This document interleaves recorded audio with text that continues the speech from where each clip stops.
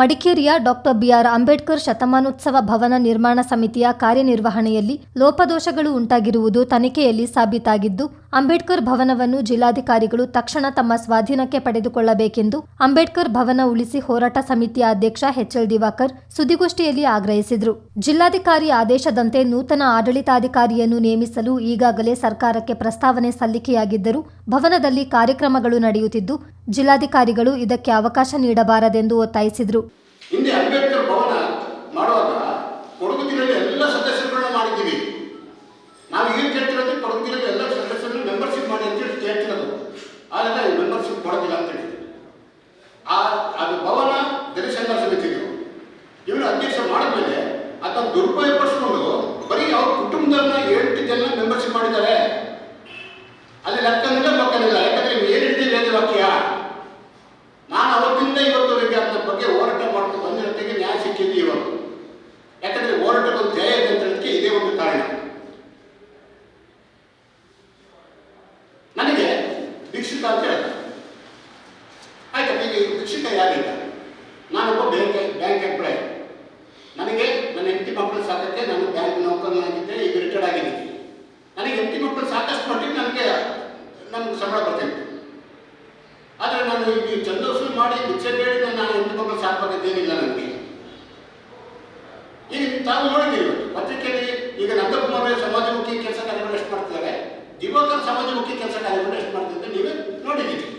ನಾನು ಅದಕ್ಕೆ ಹೇಳ್ಬೇಕಂತೇನಿಲ್ಲ, ನಾನು ಹೋಗ್ಬೇಕಂತೇನಿಲ್ಲ. ಸಮಾಜಮುಖಿ ಕೆಲಸ ಕಾರ್ಯಗಳು ಹೆಂಗೆ ಮಾಡ್ತಿದ್ರು ಅಂತೇಳಿ ನಿಮಗೆ ಗೊತ್ತಿರೋಂಥದ್ದು. ನಾನು ಅದನ್ನು ಏನು ಹೇಳಬಹುದು.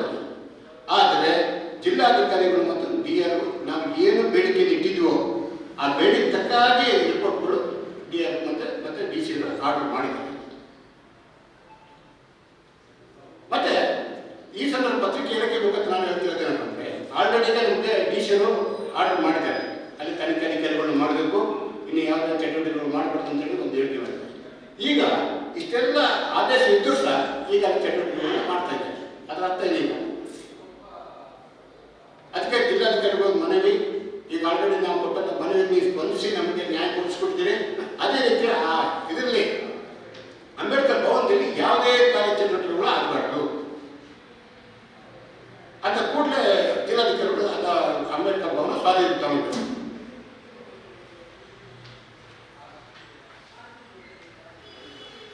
ಯಾಕಂದ್ರೆ ಈಗ ಆಲ್ರೆಡಿ ಕಾರಣಂತ ಪ್ರೂವ್ ಆದ್ಮೇಲೆ ಪುನಃ ಅವರು ಕಾರ್ಯಕ್ರಮಗಳು ಮಾಡೋದಂತಂದ್ರೆ ಏನಾಗ್ತದೆ. ಹಾಗಾಗಿ ಮಾನ್ಯ ಜಿಲ್ಲಾಧಿಕಾರಿಗಳಿಗೆ ಆ ಒಂದು ಆದೇಶದಿಂದ ನಮ್ಮ ಒಂದು ಮನೆ ಮಾಡಿದ್ರೆ ಅಂತ ಕೂಡಲೇ ಅದನ್ನು ಮಾಡಬೇಕು. ಮತ್ತು ನಾವು ಇದ್ರ ಸಂದರ್ಭ ಇನ್ನೊಂದು ಹೇಳಕ್ಕೆ ಇಷ್ಟಪಡ್ತೀವಿ. ಅಂಬೇಡ್ಕರ್ ಭವನದಲ್ಲಿ ಮುಂದೆ ಯಾವುದೇ ಮದುವೆ ಮತ್ತು ಇತ್ಯಾದಿ ಕಾರ್ಯಕ್ರಮಗಳು ಮಾಡಿದ್ರೆ ಅದಕ್ಕೆ ಏನಾದ್ರು ಹೆಚ್ಚಿಗೆ ಮಾಡಿದ್ರೆ ನಾವು ಜವಾಬ್ದಾರಲ್ಲ. ಇಷ್ಟೆಲ್ಲ ಎಲಿಗೇಷನ್ ಆದರೂ ಸಹ ಅವರು ನಂದಕುಮಾರ್ ಬಾಡಿಗೆ ಕೊಡ್ತಾ ಇದ್ದಾರೆ. ಮುಂದೆ ನಾವು ಇಡೀ ಸಂಘಟನೆ ಕೊಡ್ತಿರ್ತಕ್ಕಂಥ ಎಲ್ಲ ಸಂಘಟನೆಗಳು ಸೇರಿ ಅಲ್ಲಿ ಯಾವುದೇ ಕಾರ್ಯಕ್ರಮ ಮಾಡೋಕ್ಕೆ ನಾವು ಬಿಡೋದಿಲ್ಲ. ಯಾಕಂದ್ರೆ ಆದೇಶ ಆದ್ಮೇಲೆ ಪುನಃ ಕಳ್ಳರಿಗೆ ಪುನಃ ಕೊಟ್ಟರೆ ಏನಾಗ್ತದೆ ಅದಕ್ಕೆ. ಹಾಗಾಗಿ ನಮ್ಮದೊಂದು ಮನವಿ ಅಂತ ಹೇಳ್ತಾ ಸಮಿತಿಯ ಸಂಚಾಲಕ ಮೋಹನ್ ಮೌರ್ಯ ಮಾತನಾಡಿ, ಸಂಘವು ಕ್ರಮಬದ್ಧವಾಗಿ ಕಾರ್ಯನಿರ್ವಹಿಸದೇ ಇರುವುದು, ಕಾಲಕಾಲಕ್ಕೆ ಲೆಕ್ಕಪತ್ರ ತಪಾಸಣೆ ಮಾಡದೇ ಇರುವುದು, ಸಂಘದ ಕಾಯ್ದೆಯನ್ವಯ ಚುನಾವಣೆ ನಡೆಸದಿರುವುದು ವಿಚಾರಣಾ ವರದಿಯಿಂದ ತಿಳಿದು ಬಂದಿದೆ. ಆದ್ರಿಂದ ಕೂಡಲೇ ಸಂಘದ ಆಡಳಿತ ಮಂಡಳಿಯನ್ನು ಅಮಾನತಿನಲ್ಲಿರಿಸಿ ಅಥವಾ ವಿಸರ್ಜಿಸಿ ಆಡಳಿತಾಧಿಕಾರಿಯನ್ನು ನೇಮಿಸುವ ಸಂಬಂಧ ಸರ್ಕಾರಕ್ಕೆ ಪ್ರಸ್ತಾವನೆ ಸಲ್ಲಿಸುವಂತೆ ಸಹಕಾರ ಸಂಘಗಳ ಉಪನಿಬಂಧಕರಿಗೆ ಜಿಲ್ಲಾಧಿಕಾರಿ ಸೂಚಿಸಿದ್ದಾರೆ. ಅದರಂತೆ ರಾಜ್ಯ ಸಹಕಾರ ಸಂಘಗಳ ನಿಬಂಧಕರಿಗೆ ಪತ್ರ ಬರೆಯಲಾಗಿದ್ದು, ನಮ್ಮ ಹೋರಾಟಕ್ಕೆ ಜಯ ಸಿಕ್ಕಿದೆ ಎಂದರು. ಪರಿಶೀಲಿಸುವುದು ಮತ್ತು ಇದರಲ್ಲಿ ಯಾವುದೇ ವ್ಯತ್ಯಾಸ, ದುರುಪಯೋಗ ಮತ್ತು ಅವ್ಯವಹಾರ ನಡೆದಿದ್ದಲ್ಲಿ ಸಂಬಂಧಪಟ್ಟವರ ಮೇಲೆ ಜವಾಬ್ದಾರಿಯನ್ನು ನಿಗದಿಪಡಿಸುವುದು. ನಾವು ಇದನ್ನು ಆರೋಪ ಮಾಡಿದ್ವಿ. ಈ ಆರೋಪವನ್ನು ಮಾನ್ಯ ಜಿಲ್ಲಾಧಿಕಾರಿಗಳವರು ಏನು ಅದನ್ನ ಎಂಕ್ವೈರಿಗೆ ಹಾಕಿದ್ರು. ಎಂಕ್ವೈರಿಯಿಂದ ಅದು ಸಬ್ಮಿಟ್ ಆಗಿ ಮಾನ್ಯ ಮತ್ತೆ ಜಿಲ್ಲಾಧಿಕಾರಿಗಳಿಗೆ ಅವರು ಎಂಕ್ವೈರಿ ಸಬ್ಮಿಟ್ ಮಾಡಿದ್ದಾರೆ. ಆ ಸಬ್ಮಿಟ್ ಮಾಡಿರೋದ್ರಲ್ಲಿ ಏನು ಹೇಳ್ತಿದ್ದಾರೆ ಅವರಾದ್ರೆ, 1960 ಕಾಲಂ 25 ಅನ್ವಯ ಸಂಘವು ಕಾಯ್ದೆ ಅನ್ವಯ ಕ್ರಮಬದ್ಧವಾಗಿ ಕಾರ್ಯನಿರ್ವಹಿಸದೇ ಇರುವುದು, ಕಾಲಕಾಲಕ್ಕೆ ಲೆಕ್ಕಪತ್ರ ತಪಾಸಣೆ ಮಾಡಿಸದೇ ಇರುವುದು ಹಾಗೂ ಸಂಘದ ಕಾಯ್ದೆ ಅನ್ವಯ ಕಾಲಕಾಲಕ್ಕೆ ಚುನಾವಣೆ ನಡೆಸದಿರುವುದು ವಿಚಾರಣಾ ವರದಿಯಿಂದ ಕಂಡುಬಂದಿರುತ್ತದೆ. ಇದನ್ನ DC ಸಾಹೇಬರು ಎಂಕ್ವೈರಿಯಿಂದ ರಿಪೋರ್ಟ್ ತರಿಸ್ಕೊಂಡಾದ್ಮೇಲೆ ಇದು ಆರ್ಡರ್ ಮಾಡ್ತಾ ಇರೋದು. ಅದನ್ನ ತಮಗೂ ಸಹ ನಾನು ಕಾಪಿಯನ್ನು ನೀಡಿದೆ.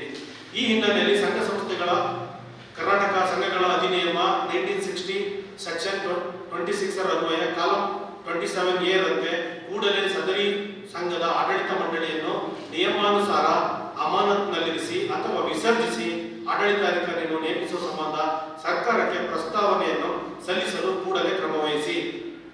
ಇದು ಮಾನ್ಯ ಜಿಲ್ಲಾಧಿಕಾರಿಗಳು ನಾವಿಷ್ಟು ಹೋರಾಟಗಳನ್ನ ಮಾಡದಂಥದ್ದು ನಾವು ಜಸ್ಟ್ ಆರೋಪ ಮಾಡಿದ್ವಿ. ಆ ಆರೋಪಗಳೆಲ್ಲ ಪ್ರೂವ್ ಆಗಿರೋದ್ರಿಂದ ಅದನ್ನ ವಿಸರ್ಜನೆ ಮಾಡಬೇಕು ಅಥವಾ ಆಡಳಿತಾಧಿಕಾರಿ ನೇಮಕ ಮಾಡೋದಕ್ಕೆ ಸರ್ಕಾರಕ್ಕೆ ಪ್ರಸ್ತಾವನೆಯನ್ನ ಕಳಿಸ್ತಾ ಇದ್ದಾರೆ. ಅದು ಸಹ ಅದೇ ರೀತಿಯಾಗಿ ಸಹಕಾರ ಸಂಘಗಳ ಉಪನಿಬಂಧಕರು ಕೊಡಗು ಜಿಲ್ಲೆಯ ಮಡಿಕೇರಿ ಇವರು 21/11/2025 ಸಹಕಾರ ಸಂಘಗಳ ನಿಬಂಧಕರು ಕರ್ನಾಟಕ ರಾಜ್ಯ ಆಲಿಯಾಸ್ಕರ್ ರಸ್ತೆ ಬೆಂಗಳೂರು ಇವರಿಗೆ ಒಂದು ರಿಪೋರ್ಟ್ ಅನ್ನು ಕಳಿಸಿದ್ದಾರೆ. ಅದು ಸಹ ಕಾಪಿ ತಮ್ಮ ಹತ್ರ ಕೊಟ್ಟಿದ್ದೀವಿ. ಅದರಲ್ಲೂ ಸಹ ಮೆನ್ಷನ್ ಮಾಡ್ತಿದ್ದಾರೆ ಕರ್ನಾಟಕ ಸಂಘಗಳ ಅಧಿನಿಯಮ 1960 ಕಾಲಂ 25 ಅನ್ವಯ ಸಂಘವು ಕಾಯ್ದೆ ಅನ್ವಯ ಕ್ರಮಬದ್ಧವಾಗಿ ಕಾರ್ಯನಿರ್ವಹಿಸಿ. ಸಮಿತಿಯ ಪ್ರಧಾನ ಕಾರ್ಯದರ್ಶಿ ಗೋವಿಂದಪ್ಪ ಮಾತನಾಡಿ, ಅಂಬೇಡ್ಕರ್ ಭವನ ಸಮಿತಿಯ ಅಧ್ಯಕ್ಷ ನಂದಕುಮಾರ್ ತಮ್ಮ ಅಧಿಕಾರ ದುರುಪಯೋಗ ಪಡಿಸಿಕೊಂಡಿದ್ದಾರೆಂದು ಹೇಳಿದರು.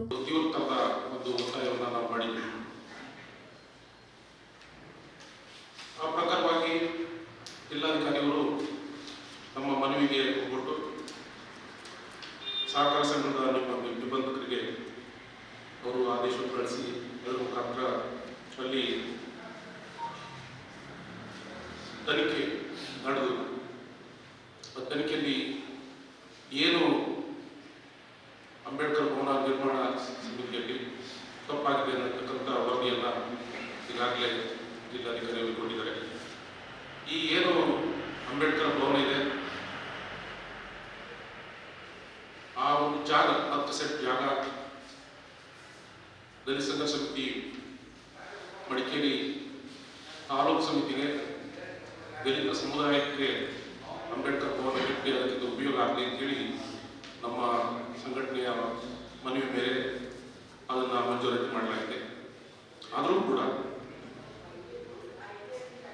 ಇವತ್ತೇನು ನಾವು ಅಂಬೇಡ್ಕರ್ ಭವನ ನಿರ್ಮಾಣ ಸಮಿತಿ ಅಧ್ಯಕ್ಷರನ್ನಾಗಿ ಮಾಡಿದ್ವಿ ನಂದಕುಮಾರ್ ಅಂತಕ್ಕಂಥವ್ರನ್ನ, ಅವರು ಅದನ್ನು ದುರುಪಯೋಗ ಪಡಿಸ್ಕೊಂಡಿದ್ದಾರೆ ಮತ್ತು ನಮ್ಮ ಸಮುದಾಯವನ್ನು ಅವರು ನಿರ್ಲಕ್ಷ್ಯ ಮಾಡ್ತಾರೆ. ಇದು ನಮಗೆ ಮೇಲ್ನೋಟಕ್ಕೆ ಕಂಡು ಬರ್ತಾ ಇತ್ತು. ಆ ಕಾರಣಕ್ಕಾಗಿ ನಾವು ಈ ರೀತಿಯ ಮನವಿಯನ್ನು ಮಾಡಿದ್ವಿ. ಈಗ ಅದು ನಮಗೆ ಸಾಬೀತಾಗಿ ಕಂಡು ಬರ್ತಾ ಇದೆ. ಅದರ ಪೂರ್ಣ ವಿವರವನ್ನು ನಮ್ಮ ಮಹತ್ವದವರು ವರದಿ ಮಾಡ್ತಾರೆ. ಹೀಗಾಗಿ ನಮ್ಮ ಸುದ್ದಿಗೋಷ್ಠಿಯಲ್ಲಿ ಅಂಬೇಡ್ಕರ್ ಭವನ ಉಳಿಸಿ ಹೋರಾಟ ಸಮಿತಿ ಉಪಾಧ್ಯಕ್ಷ ಕೆಬಿ ರಾಜು, ನಿರ್ದೇಶಕರಾದ ಪ್ರೇಮ ಕೃಷ್ಣಪ್ಪ ಮುತ್ತ ಹಾಜರಿದ್ದರು.